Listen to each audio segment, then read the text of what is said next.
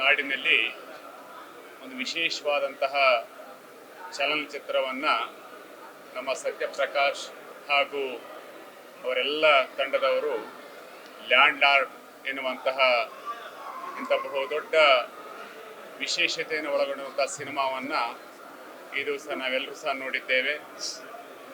ನಮ್ಮ ಸಮಾಜದಲ್ಲಿರುವಂತಹ ಅಸಮಾನತೆ, ಶೋಷಣೆ ಹಾಗೂ ಸಾಮಾಜಿಕ ನ್ಯಾಯದ ಬಗ್ಗೆ ನಮ್ಮ ಚಿತ್ರಕಥೆ ತುಂಬ ವಿಶೇಷವಾಗಿ ಮೂಡಿಬಂದಿದೆ. ನಮ್ಮ ಕಲಾ ತಂಡರು ಸಂವಿಧಾನದ ಬಗ್ಗೆ, ಅದರಲ್ಲೂ ಡಾಕ್ಟರ್ ಬಾಬಾ ಸಾಹೇಬ್ ಅಂಬೇಡ್ಕರ್ ಅವರು ಕೊಟ್ಟಿರುವಂತಹ ಸಂವಿಧಾನದ ಎಲ್ಲ ಅಂಶಗಳನ್ನು ಇಲ್ಲಿ ಒಳಗೊಂಡಿದೆ. ಹಾಗೆ ಅಸಮಾನತೆ ವಿರುದ್ಧವಾಗಿ ಸಮಾನತೆಯನ್ನು ತರಬೇಕು, ಹಾಗೆ ಎಲ್ಲ ಜನರಲ್ಲೂ ಸಹ ಸಾಮಾಜಿಕ ಪ್ರಜ್ಞೆಯನ್ನು ಮೂಡಿಸಬೇಕು ಅನ್ನುವಂತಹ ಒಂದು ಅತ್ಯುತ್ತಮವಾದ ಸಿನಿಮಾ ಎಲ್ಲರೂ ನೋಡಬೇಕು. ನೋಡಿ ಸಮಾಜದಲ್ಲಿ ಒಂದು ಉತ್ತಮವಾದಂಥ ವಾತಾವರಣವನ್ನು, ಒಳ್ಳೆಯ ಒಂದು ಆರೋಗ್ಯಪೂರ್ಣ ಸಮಾಜವನ್ನು ಕಟ್ಟುವಲ್ಲಿ ಇಂತಹ ಬಸವಾದಿ ಶರಣರು ಹಾಗೂ ಎಲ್ಲ ಸಂತರ ಮಹಾತ್ಮರ ಆಶಯದಂತೆ ಇದೊಂದು ಅತ್ಯುತ್ತಮವಾದ ಸಿನಿಮಾ ಅಂತೇಳಿ ನಾವಾದರೂ ಸಹ ಇವತ್ತು ಆ ತಂಡವನ್ನು ಅಭಿನಂದಿಸ್ತೇವೆ, ಗೌರವಿಸ್ತೇವೆ. ಲ್ಯಾಂಡ್ ಲಾರ್ಡ್ ಸಿನಿಮಾವನ್ನು ಅನೇಕ ಮಠಾಧೀಶರು ಬಂದು ಈ ಒಂದು ಸಿನಿಮಾವನ್ನು ವೀಕ್ಷಣೆ ಮಾಡಿರುವಂಥದ್ದು. ಈ ಚಿತ್ರದಲ್ಲಿ ಬಹಳ ಮುಖ್ಯವಾಗಿ ಸಂವಿಧಾನ ಬರುವ ಮುನ್ನ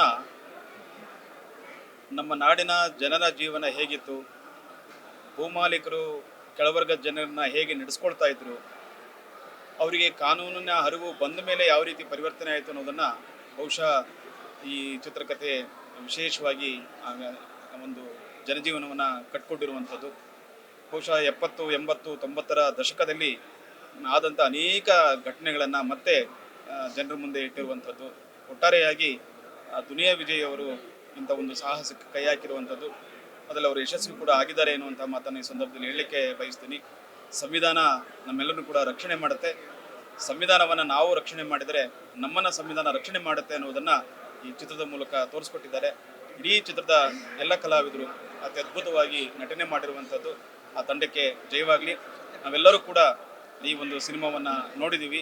ನೀವೆಲ್ಲರೂ ಕೂಡ ಕುಟುಂಬ ಸಮೇತ ಬಂದು ಈ ಸಿನಿಮಾವನ್ನು ನೋಡಿ ಸಂವಿಧಾನದ ಬಗ್ಗೆ ಜಾಗೃತಿ ಮೂಡಿಸುವಂಥ ಒಂದು ವಿಶೇಷ ಕಥೆಯನ್ನು ಈ ಒಂದು ಕಲಾ ತಂಡ ಮಾಡಿದೆ ಅನ್ನುವಂಥದ್ದನ್ನು ಅತ್ಯಂತ ನಮ್ಮ ಸತ್ಯಪ್ರಕಾಶ್ ಅವರು ವಿಶೇಷವಾಗಿ ನಾವು ಜಡೇಶ್ ಮತ್ತು ಸತ್ಯಪ್ರಕಾಶ್ ಅವರಿಗೆ ವಿಶೇಷ ಅಭಿನಂದನೆ. ದುನಿಯಾ ವಿಜಯ್ ಅವರಿಗೆ ನಾವೆಲ್ಲರೂ ಕೂಡ ಅವರಿಗೆ ಪ್ರೋತ್ಸಾಹಿಸಬೇಕು. ಒಬ್ಬ ಹಳ್ಳಿಯ ಪ್ರತಿಭೆ ಅತ್ಯದ್ಭುತವಾಗಿ ನಟನೆ ಮಾಡೋದ್ರ ಮೂಲಕ ತನ್ನ ಕಲಾ ಪ್ರತಿಭೆಯನ್ನು ಮೆರೆದಿದ್ದಾರೆ. ಕನ್ನಡ ಚಿತ್ರರಂಗಕ್ಕೆ ಇಂಥ ಒಂದು ಸಿನಿಮಾ ಬೇಕಾಗಿತ್ತು ಅನ್ನೋದನ್ನು ಅವರು ಸಾಬೀತು ಮಾಡಿದ್ದಾರೆ ಅನ್ನೋದನ್ನು ನಾನು ಹೇಳಲಿಕ್ಕೆ ಬಯಸ್ತೀನಿ. ತಂಡಕ್ಕೆ ಜಯವಾಗಲಿ. ಒಳ್ಳೆಯದಾಗಲಿ. ಈ ದಿವಸ ನಾಡಿನ ಅನೇಕ ಪೂಜ್ಯರು ದುನಿಯಾ ವಿಜಯ ನಾಯಕ ನಟರಾಗಿ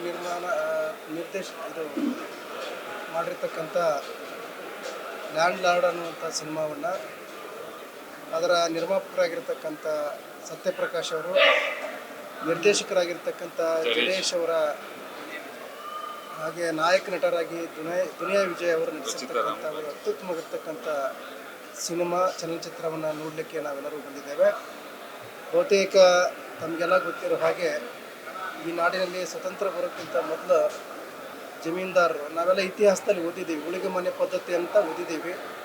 ಆ ಉಳಿಗೆ ಮನೆ ಪದ್ಧತಿಯ ಸಂದರ್ಭದಲ್ಲಿ ಭೂ ಮಾಲೀಕರು ಶೋಷಿತರನ್ನು ಯಾವ ರೀತಿ ನಡೆಸ್ಕೊತಾ ಇದ್ರು, ಅದಾದಮೇಲೆ ಸ್ವತಂತ್ರ ಬಂದ ಮೇಲೆ ಯಾವ ರೀತಿ ಕಾನೂನು ಅರಿವು ಬಂದ ಮೇಲೆ ಬಹುತೇಕ ಕಾನೂನಿನ ಎಲ್ಲರಿಗೂ ಕೂಡ ಸಮಾನ ಅನ್ನುವ ರೀತಿ ಒಳಗೆ ಬಹುತೇಕ ಈ ಚಲನಚಿತ್ರದಲ್ಲಿ ಬಂದಿರತಕ್ಕಂಥದ್ದು, ಮೂಡಿ ಬಂದಿರತಕ್ಕಂಥದ್ದು.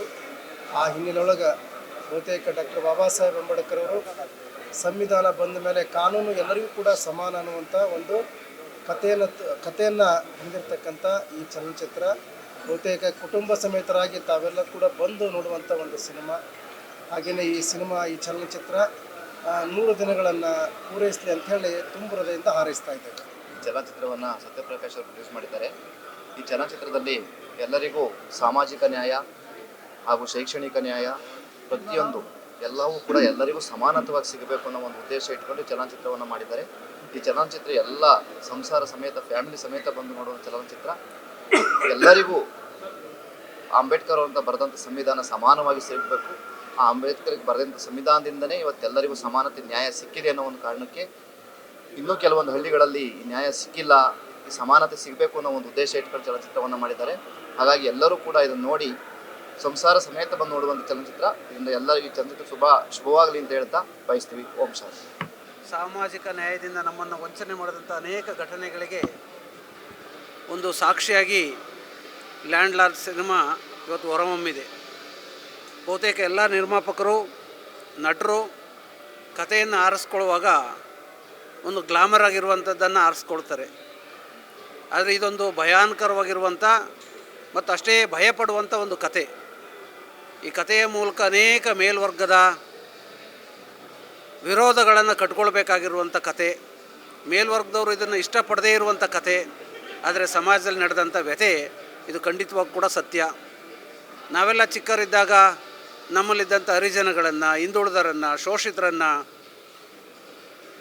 ಕಪ್ಪಲ್ಲಿ ಹೋಟ್ಲಲ್ಲಿ ಹೊರಗಿಟ್ಟು ಕಪ್ಪು ಕೊಡ್ತಿರುವಂಥ ಇತಿಹಾಸವನ್ನು ನೋಡಿದ್ದೇವೆ. ಕೈಯಲ್ಲಿ ನೀರುವಾಗ ಮೇಲಿಂದ ನೀರು ಹಾಕೋದನ್ನು ನೋಡಿದ್ದೇವೆ. ಬಾವಿಯಲ್ಲಿ ನೀರು ಸೇದೋದನ್ನು ಅವರು ಸೇದಬಾರ್ದು ಅಂತೇಳಿ ಮೇಲ್ವರ್ಗದವ್ರು ಯಾರಾದರೂ ಸೇದ್ ಕೊಟ್ಟರೆ ಮಾತ್ರ 2-3 ತಾಸು ಕಾದು ನೀರು ತಗೊಂಡು ಹೋಗುವಂಥದ್ದನ್ನು ನಾವೆಲ್ಲರೂ ಕೂಡ ನೋಡಿದ್ದೇವೆ.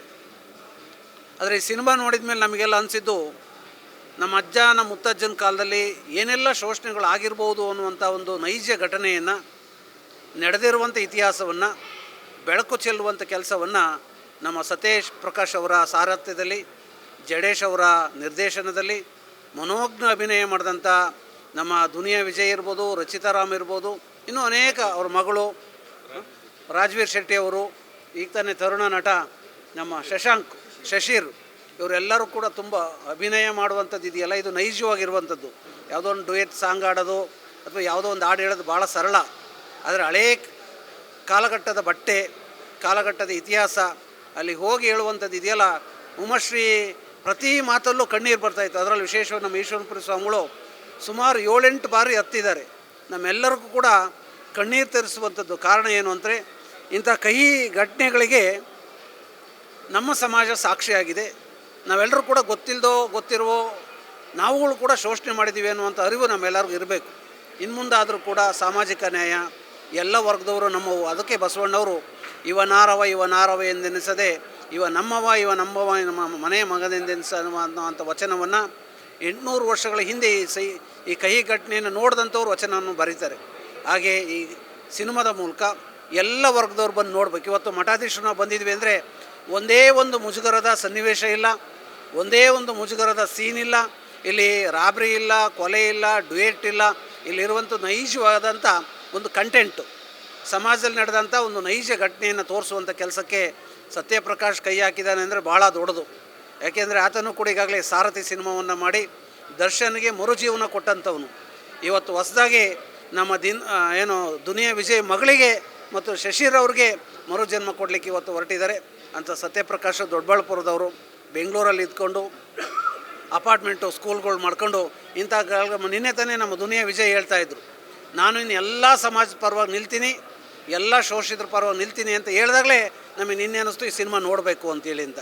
ನೋಡಿ, ಇಷ್ಟೂ ಮಠಗಳು ಜಗದ್ಗುರುಗಳು ಇಲ್ಲಿ ವಾಲ್ಮೀಕಿ ಸ್ವಾಮೀಜಿಯವರು ಇದ್ದಾರೆ, ಉಪ್ಪಾರ ಸ್ವಾಮಿಗಳಿದ್ದಾರೆ, ಅಡಪದ ಸ್ವಾಮಿಗಳಿದ್ದಾರೆ, ಸವಿತಾ ಸ್ವಾಮಿಗಳು, ಯಾದವ ಸ್ವಾಮಿಗಳು, ಕುಂಬಾರ ಸ್ವಾಮಿಗಳು, ಕುರುಬ ಸ್ವಾಮಿಗಳು. ಇವೆಲ್ಲ ಶೋಷಿತ ಸಮುದಾಯದ ನಮ್ಮ ಸಮಾಜ ಈ ಘಟನೆಗಳನ್ನು ಅನುಭವಿಸಿರುವಂಥದ್ದು. ನಮ್ಮ ಅಜ್ಜ ಮುತ್ತಜ್ಜ ಈ ಘಟನೆಗಳಿಗೆ ಒಳಗಾಗಿರುವಂಥದ್ದು. ಇನ್ನು ಮುಂದಾದರೂ ಕೂಡ ಈ ವರ್ಗದವರು ಬಂದು ಸಿನಿಮಾಕ್ಕೆ ಬೆಂಬಲ ಕೊಡಬೇಕು. ಮೇಲ್ವರ್ಗದವರು ಕೂಡ ಸಾಧ್ಯವಾದಷ್ಟು ಸಾವಿರಾರು ವರ್ಷ ನೀವೇನು ನಮ್ಮನ್ನು ಆಳಿದ್ರ, ಇನ್ನು ಮುಂದಾದರೂ ಕೂಡ ನಮ್ಮನ್ನು ನೀವು ಆಳೋದು ಬೇಡ, ಅಟ್ಲೀಸ್ಟ್ ನಮಗೆ ಒಳ್ಳೆಯ ಪ್ರೀತಿ ಕೊಡುವಂಥ ಕೆಲಸವನ್ನು ಮಾಡಲಿ ಅಂತೇಳಿ ಈ ಮೂಲಕ ಕೇಳ್ತೀವಿ. ಸತ್ಯಪ್ರಕಾಶ್ಗೆ ಡಬಲ್ ಗುಂಡಿಗೆ ಇದೆ ಅನಿಸುತ್ತೆ. ಇಂಥ ಕಥೆಯನ್ನು ಯಾವ ನಿರ್ಮಾಪಕನೂ ಕೈ ಹಾಕಲ್ಲ, ಯಾವ ನಟನೂ ಕೈ ಹಾಕಲ್ಲ. ಬಹುತೇಕ ಕಾಟೇರ ಬಿಟ್ಟರೆ 2ನೇ ಸಿನಿಮಾವನ್ನು ನಾವೆಲ್ಲ ಒಟ್ಟಿಗೆ ಬಂದು ನೋಡಿರುವಂಥದ್ದು. ಕಾರಣ ಏನು ಅಂದರೆ, ನಮ್ಮೆಲ್ಲರಿಗೂ ಇಷ್ಟವಾದಂಥ ಸಿನಿಮಾ. ಇದನ್ನು ಸಾರ್ವಜನಿಕರು ಮನೆಯಲ್ಲಿ ಕೂತ್ಕೊಂಡು ಶಬಾಷ್ಗಿರಿ ಹೇಳ್ಬೇಡಿ, ಸೋಷಿಯಲ್ ಮೇಲೆ ಕೂತ್ಕೊಂಡು ಶಬಾಷ್ಗಿರಿ ಹೇಳ್ಬೇಡಿ. ನೀವೆಲ್ಲ ಅಲ್ಲಿ ಮನೆಯಲ್ಲಿ ಕೂತ್ಕೊಂಡು ಮಾತನಾಡ್ತಿದ್ರ ಅಂದರೆ ಅದಕ್ಕೆ ಅಂಬೇಡ್ಕರ್ ಕೊಟ್ಟಂಥ ಭಿಕ್ಷೆ. ನಾವೆಲ್ಲ ಇವತ್ತು ಮಾತನಾಡ್ತಿದ್ವಿ ಅಂದರೆ, ಸಿನಿಮಾಕ್ಕೆ ಬಂದಿದ್ವಿ ಅಂದರೆ, ನಮಗೊಂದು ಕಾನೂನು ರಕ್ಷಣೆ ಮಾಡ್ತಿದೆ ಅಂದರೆ ನಮ್ಮೆಲ್ಲರ ಮಾತೃತಾಯಿ ಯಾರು ಅಂದರೆ ಬಾಬಾ ಸಾಹೇಬ್ ಅಂಬೇಡ್ಕರ್ ಬಗ್ಗೆ ಯಾರ್ಯಾರಿಗೆ ಅಭಿಮಾನ ಇದೆ, ಗೌರವ ಇದೆ, ಅವರೆಲ್ಲರೂ ಕೂಡ ಈ ಸಿನಿಮಾವನ್ನು ನೋಡೋದ್ರ ಮೂಲಕ ಈ ಸಿನಿಮಾ ತಂಡಕ್ಕೆ ನೀವೆಲ್ಲರೂ ಕೂಡ ಬೆಂಬಲವನ್ನು ಸೂಚಿಸಿದರೆ ಇಂಥ ಹೊಸ ಹೊಸ ಕಥೆಗಳನ್ನು ಮತ್ತೆ ಮತ್ತೆ ಸೃಷ್ಟಿ ಮಾಡಲಿಕ್ಕೆ ಒಂದು ಪ್ರೇರಣೆ ಆಗುತ್ತೆ ಅನ್ನುವಂಥ ಹಿನ್ನೆಲೆಯಲ್ಲಿ ಎಲ್ಲ ಕಲಾಭಿಮಾನಿಗಳು ಬಂದು ಈ ಸಿನಿಮಾವನ್ನು ನೋಡಿ ಆ ತಂಡಕ್ಕೆ ಹಾರೈಸಲಿ. ಎಲ್ಲ ಪೂಜ್ಯರ ಆಶೀರ್ವಾದ, ಆ ಸತ್ಯಪ್ರಕಾಶ್ ಇರ್ಬೋದು, ದುನಿಯಾ ವಿಜಯ್ ಇರ್ಬೋದು, ನಮ್ಮೆಲ್ಲರ ಪ್ರೀತಿಯ ಸಹೋದರಿ ರಚಿತಾ ರಾಮ್ ಇರ್ಬೋದು, ಇವರೆಲ್ಲರೂ ಕೂಡ ಸಮಾಜದಲ್ಲಿ ಒಂದೇನಾದ್ರು ಒಳ್ಳೊಳ್ಳೆ ಕಂಟೆಂಟನ್ನು ಹುಡುಕ್ತಂಥವ್ರು. ಅವರೆಲ್ಲ ತಂಡಕ್ಕೆ ಎಲ್ಲ ಪೂಜ್ಯರ, ಕರ್ನಾಟಕದ ಎಲ್ಲ ಜನಗಳ ಆಶೀರ್ವಾದ ಇರಲಿ ಅಂತೇಳಿ ಎಲ್ಲ ಪೂಜ್ಯರ ಪರವಾಗಿ ಹಾರೈಸ್ತೇವೆ, ಆಶೀರ್ವದಿಸ್ತೇವೆ. ಎಲ್ಲರಿಗೂ ಶರಣಾರ್ಥಿ. ನಮಸ್ಕಾರ, ನಾನು ನಿಮ್ಮ ಹಳ್ಳಿ ರೈತ ಅಂಬರೀಷ್ ಮಾತಾಡ್ತಾ ಇದ್ದೀನಿ. ಇವತ್ತೇನು ನಮ್ಮ ಲ್ಯಾಡ್ ರಾಡ್ ಏನು ಸಿನಿಮಾ ನಾವು ನೋಡ್ತಾ ಇದ್ದೀವಿ, ತುಂಬಾ ನಮ್ಮ ರೈತ, ನಮ್ಮ ತಂದೆ ತಾಯಿಯಂದಿರಾಗಿರ್ಬೋದು ಮತ್ತು ನಮ್ಮ ಅಜ್ಜಿಯಂದಿರಾಗಿರ್ಬೋದು, ಅವರೊಂದು ಕತೆಗಳು ಹೇಳ್ತಾಯಿದ್ರು. ಈ ಥರ ನಾವು ಬೇರೆಯವ್ರ ಮನೆಗಳಿಗೆ ಕೂಲಿಗಳಿಗೆ ಎಷ್ಟೋ ದಿನಗಳಿಂದ ಸೇವೆ ಮಾಡಿದ್ರು ನಮಗೇನೂ ಕೂಡ ಕೊಡೋ ಅಂಥ ಪರಿಸ್ಥಿತಿಯಲ್ಲಿ ಅವ್ರು ಇರಲಿಲ್ಲ ಅಂತ. ಇವು ನಮ್ಮ ತಂದೆಯೂ ಕೂಡ ಅದೇ ಥರ ಅನೇಕ ಮನೆಗಳಲ್ಲಿ ಕೆಲಸ ಇಟ್ಕೊಂಡು ಅವರೇನೋ ಒಂದು ಅಷ್ಟೋ ಇಷ್ಟೋ ಕೊಡೋದನ್ನು ಊಟಕ್ಕೋಸ್ಕರನೇ ಅನೇಕ ಜನ ಕೆಲಸ ಮಾಡ್ತಾಯಿದ್ರು. ಯಾಕೆಂದರೆ ಒಂದು ಊರಲ್ಲಿರ್ತಕ್ಕಂಥ ಒಂದು ಯಜಮಾನರ ಮನೆಗಳಲ್ಲಿ. ಸೊ ಇವತ್ತು ಈ ಒಂದು ಲ್ಯಾಡ್ ಸಿನಿಮಾ ಇವತ್ತು ಇಡೀ ರಾಜ್ಯಕ್ಕೆ, ನಮ್ಮ ರೈತರ ಕುಟುಂಬಕ್ಕೆ ಒಳ್ಳೆಯ ಒಂದು ಸಂದೇಶವನ್ನು ಕೊಟ್ಟಿರ್ತಕ್ಕಂಥ ಸಿನಿಮಾ. ದಯವಿಟ್ಟು ಎಲ್ಲರೂ ಕೂಡ ನಮ್ಮ ರೈತ ವರ್ಗದವರು ಹೋಗಿ ಈ ಒಂದು ಫಿಲಮ್ನ ನೋಡಿ, ಯಾಕಂದರೆ ಒಂದು ಇಂಪ್ರೆಷನ್ ಆಗುತ್ತೆ ಎಲ್ಲ ರೈತ ಕುಟುಂಬದ ಮಕ್ಕಳಿಗೆ. ನಾವು ಒಂದು ಏನೋ ಒಂದು ಸಾಧನೆ ಮಾಡಬೇಕು ಅನ್ನೋದು ಒಂದು ಆಸೆ ಆಗುತ್ತೆ.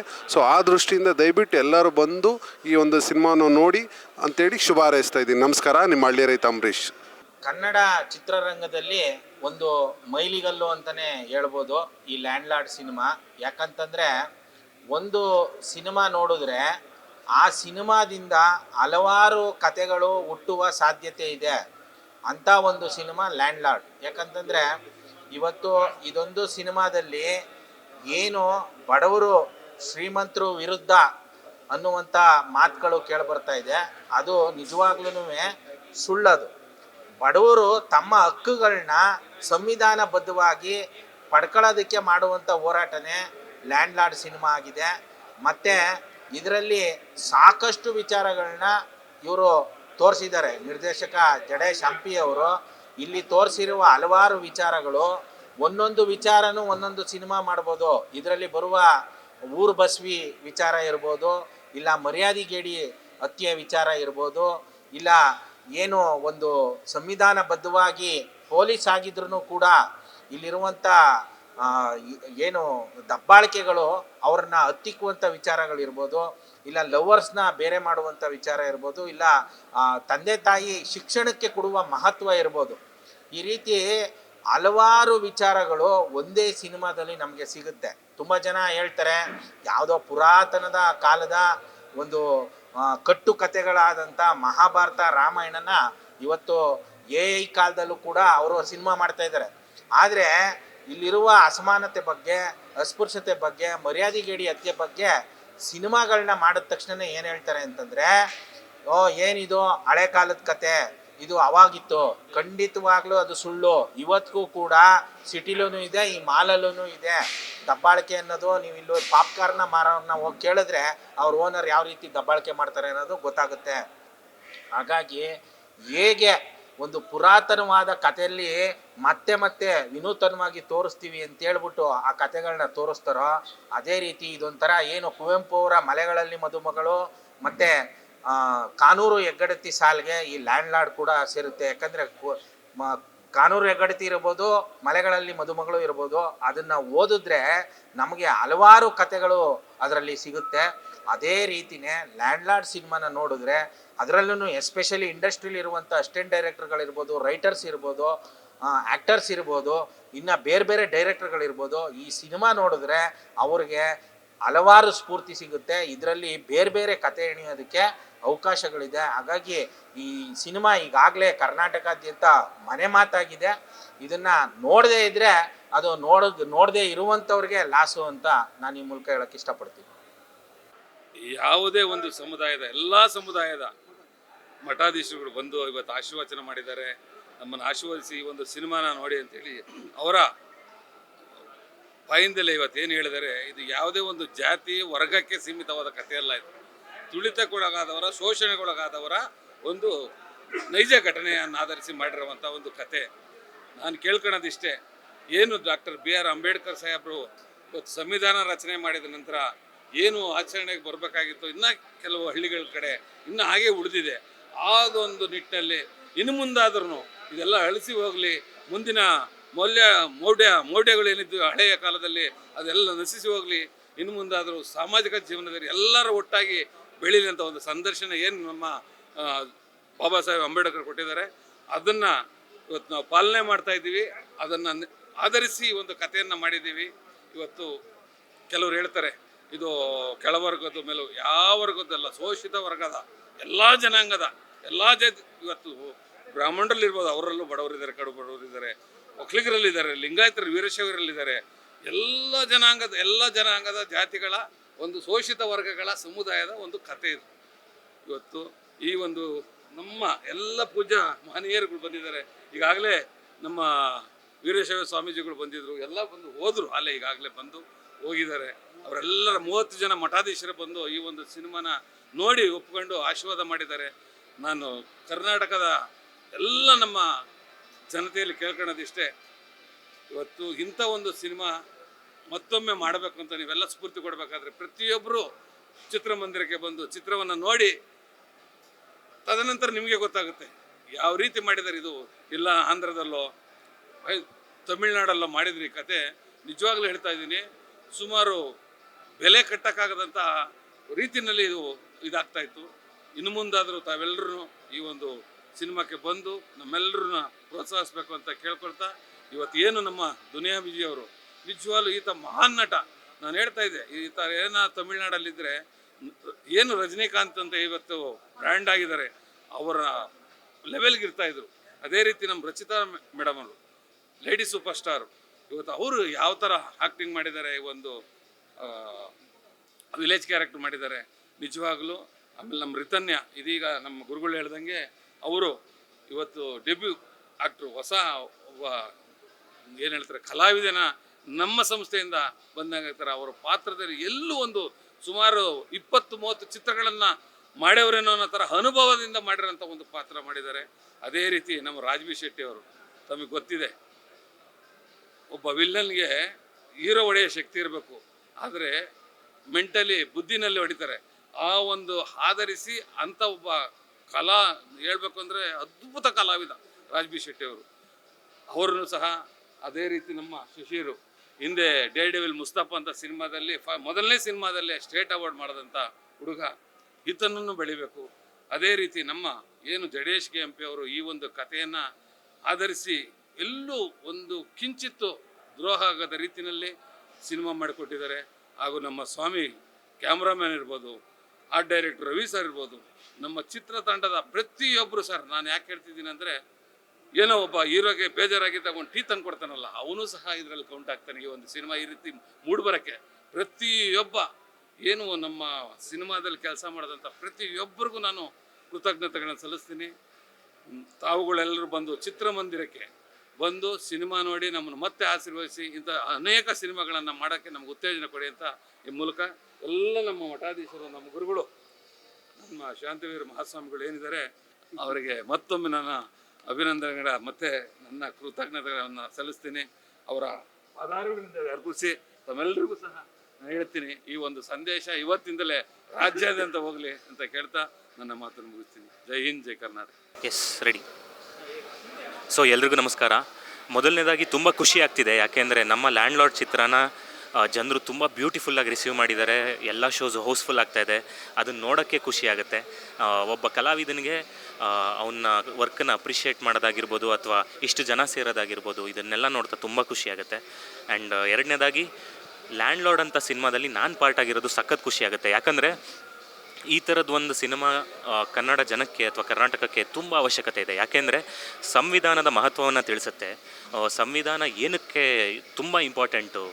ರಾಚಯ್ಯ ಅನ್ನೋ ಕ್ಯಾರೆಕ್ಟ್ರು 80ರ ದಶಕದಲ್ಲೇ ಆ ಥಾಟ್ ಇಟ್ಕೊಂಡು ಒಂದು ಶಿಕ್ಷಣ ಅಂದ್ರೇನು ಮತ್ತು ಆ ಥರ ಒಂದು ಹಳ್ಳಿಗೆ ಏನಕ್ಕೆ ಸಂವಿಧಾನ ಬೇಕು ಅಂತ ಒಂದು ಹೋರಾಟ ಮತ್ತು ಈ ಥರದ ಒಂದು ವಿಷಯಗಳನ್ನ ಜನ ಇಷ್ಟು ಬ್ಯೂಟಿಫುಲ್ಲಾಗಿ ರಿಸೀವ್ ಮಾಡ್ತಾ ಇರೋದು ನೋಡಿದ್ರೆ ಸಖತ್ತು ಖುಷಿಯಾಗುತ್ತೆ. ಮತ್ತು ಈ ಒಂದು ಸಿನಿಮಾ ಎಲ್ಲರೂ ನೋಡಬೇಕು. ಯಾಕಂದರೆ ಯಾರ್ಯಾರು ಶೋಷಣೆಯಲ್ಲಿದ್ದಾರೆ ಮತ್ತು ಯಾರ್ಯಾರು ಅಪ್ರೆಸ್ಡ್ ಇದ್ದಾರೆ ಎಲ್ಲದನ್ನೂ ನೋಡಬೇಕು. ಅಂದರೆ ತುಂಬ ಮುಂಚೆ ಆಪ್ರೇಷನ್ನು ಬೇರೆ ರೀತಿ ಇತ್ತು, ಬೇರೆ ಯಾವುದೋ ಒಂದು ವರ್ಗಕ್ಕಿತ್ತು, ಬೇರೆ ರೀತಿ ಇತ್ತು. ಬಟ್ ಆಪ್ರೇಷನ್ ಇದ್ದೇ ಇದೆ ಇವಾಗಲೂ, ಯಾಕಂದರೆ ಅದು ಬೇರೆ ಜನಕ್ಕೆ ಚೇಂಜ್ ಆಗಿರ್ಬೋದು ಅಥವಾ ಬೇರೆ ರೀತಿ ಚಾನಲೈಸ್ ಆಗಿರ್ಬೋದು. ಬಟ್ ಪ್ರತಿಯೊಬ್ಬರು ಆಪ್ರೆಸ್ಡ್ ಯಾರ್ಯಾರಿದ್ದಾರೆ ಅವರು ಈ ಸಿನಿಮಾನ ನೋಡಲೇಬೇಕು. ನೋಡ್ತಿದ್ದಾರೆ, ಸಪೋರ್ಟ್ ಮಾಡ್ತಿದ್ದಾರೆ ಆ್ಯಂಡ್ ನನ್ನ ಪಾತ್ರನ ತುಂಬ ಅಪ್ರಿಷಿಯೇಟ್ ಮಾಡ್ತಾ ಇದ್ದಾರೆ. ಹಾಗೆ ಎಲ್ಲರೂ ಕಲಾವಿದರು, ವಿಜಯಣ್ಣ ಆಗಿರ್ಬೋದು, ರಾಜ್ ಬಿ ಶೆಟ್ಟಿ ಸರ್, ಮತ್ತು ಇವರು ರಚಿತಾರಾಮ್ ಮ್ಯಾಮ್ ಆಗಿರ್ಬೋದು, ರಿತನ್ಯ ಅವರಾಗಿರ್ಬೋದು, ಎಲ್ಲರೂ ರಾಕ್ಷಸರ ಥರ ನಟಿಸಿದ್ದಾರೆ. ಅವ್ರನ್ನ ಸ್ಕ್ರೀನ್ ಮೇಲೆ ನೋಡೋದೇ ಖುಷಿ, ತುಂಬ ಖುಷಿಯಾಗುತ್ತೆ. ಆ್ಯಂಡ್ ಸತ್ಯಪ್ರಕಾಶ್ ಅವರು, ಹೇಮಂತ್ ಗೌಡ ಅವರು ತುಂಬ ಒಳ್ಳೆ ಇನಿಷಿಯೇಟಿವ್ ತೊಗೊಂಡಿದ್ದಾರೆ ಈ ಸಿನಿಮಾ ಮೂಲಕ. ತುಂಬ ಖುಷಿಯಾಗುತ್ತೆ. ಸೊ ನಾಳೆ ಶಿವಣ್ಣ ನೋಡ್ತಾ ಇದ್ದಾರೆ, ನಾನು ಬರ್ತಾಯಿದ್ದೀನಿ. ಹಾಗೆ ಸಿಗೋಣ, ಮಾತಾಡೋಣ. ಧನ್ಯವಾದಗಳು. Thank you.